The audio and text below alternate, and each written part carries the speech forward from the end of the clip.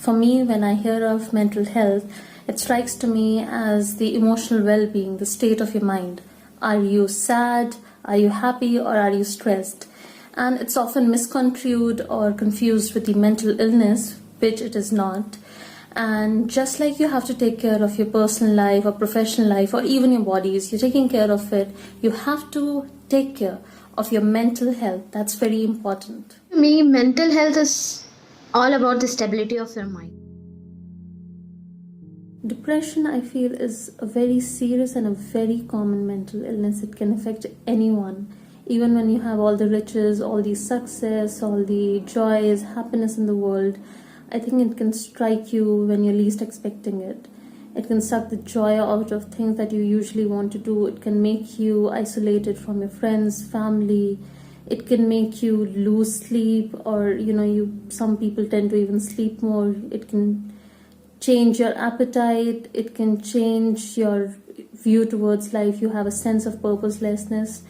And it's basically something very common. And when people reach out to their friends and saying that, yeah, today I'm very depressed, often the society is such, it has conditioned into believing and giving these responses that it's fine, you'll just need to have a drink or two, or you just need to have some good food and you'll feel fine. But it's actually a cry for help, and we should be helping out our friends or family members who do express that they are depressed. The depression is nothing but a prolonged period of sadness. I remember this one girl, she was a junior in my BTech days. She tried to take her own life. Once she was found hanging with her dupatta to the ceiling fan of her room, and thankfully the warden saved her just in time, and it was found that she was trying to commit suicide because she had failed in a lot of subjects. She had a lot of backlogs and the pressure was eating away at her, and you would think that depression would be like someone is sad all day, but she was completely the opposite. Whenever you would meet her, she would be chirpy and bubbly, and you could never make out that something that huge is eating away at her, that she would want to take her own life.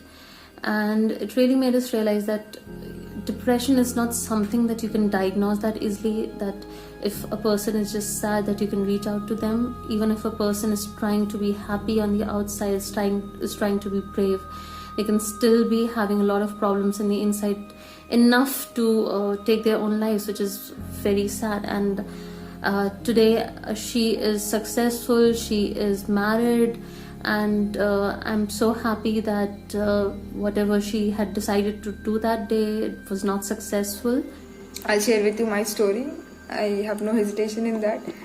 Well, in 2017, I had a severe type of panic attack after my CAT exam went bad, because I invested a lot of time and energy and emotions into that exam, and it didn't go well. So many thoughts in my mind that I cannot even tell you what it felt like. That day I realized that this is just not normal, and probably this is happening for 2 years now in lot of incidents, and I cannot live with these kind of attacks sometimes, and being sad and crying sometimes, and just crying back to back for a week, then being so happy for a week, and sometimes not feeling what is happening, not understanding, being irrational to the other person in my life, behaving very irrational. And so that day after the exam, I thought, this is it.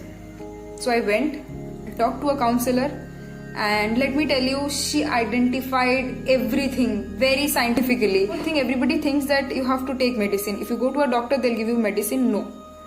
Treating a depression, treating mental illness, treating something like that does not always require medicine. I won't say never. There are some critical issues where people take medicine, but there are other ways of doing that therapy. So all in all, what I want to say is that I went through a tough phase. Probably I'm still going, but I am not hesitant to talk about it, to seek help from a counselor, and I think you should also not be.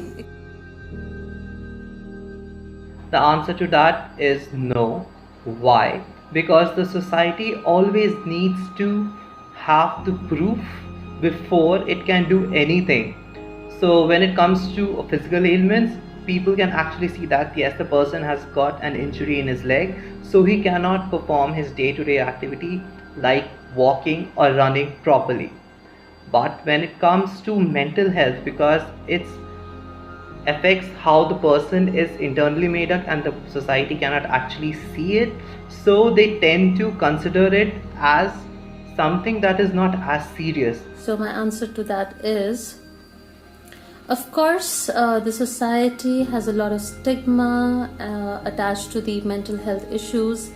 The physical illnesses, if you can see it clearly manifested in a person's body, that is much more acceptable, because mental health illness is intangible. You cannot really see it until and unless it really takes the life of someone. So still a lot of awareness is yet to be made in that segment, and I feel as a society we have a lot of work and a lot of introspection to do.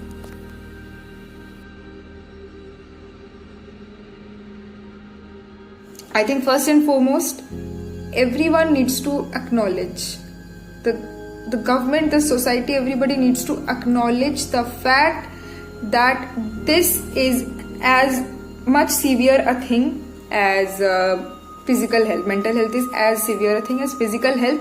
My answer for this would be that awareness begins right at home. We need to create an open and a safe environment for people inside of our family first. Only then we can be welcoming towards other people. We need to have a safe environment because we might not know that our family members might be affected by it. And secondly, by doing that, we are also creating a generation who is not afraid to address their own issues. Plus, they are much more accepting and welcoming towards people who do have these mental health issues. Then secondly, I feel that our education system is quite lacking when it comes to mental health awareness, and there certainly needs to be a curriculum where the basics are at least addressed, because the students nowadays are having a lot of stress because of the boards, because of the studies, the peer pressure, and definitely it needs to be included. Third, I would feel that the government can really play a great role in this. We have had such successful nationwide campaigns like Swachh Bharat Abhiyan, which created such an awareness on sanitization, hygiene across India. So if they put their right funds to it, if they are putting all the channels that they have, whether be it through print or media, I think they can create a massive impact on whole of India towards this issue. Fourthly, I believe the health ministry can start addressing mental health illness as debilitating as any physical illness, and the mental ill patients can be provided with the immediate and effective care as the people who actually suffer from physical illnesses are. So first of all, don't try to hide the depression in front of society. This is not a negative thing. Second, if you find someone who is suffering from ill mental health, just go and support her, give confidence, and tell stories about great leaders, what life is all about, what success and failure is all about. It's not just having a car, a bike, or having a high earning job. It's all about your life, your family member, and your health. One of the things that I would like my friends to understand is it is not always possible for someone who's suffering through depression or mental health condition to actually know that they are going through it.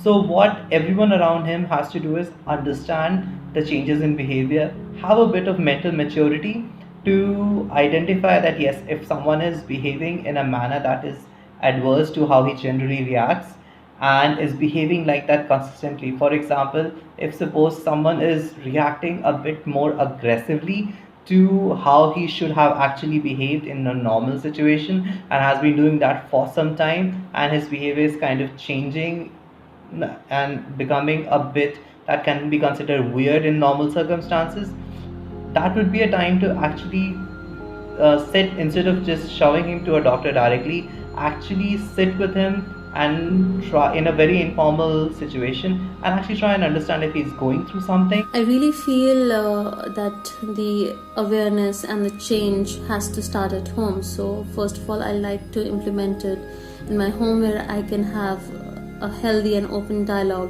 especially with my younger family members, like my brother, for example, so that if he is feeling stressed or depressed about something, he can feel that there's a safe environment for him and someone to talk to when he's facing something.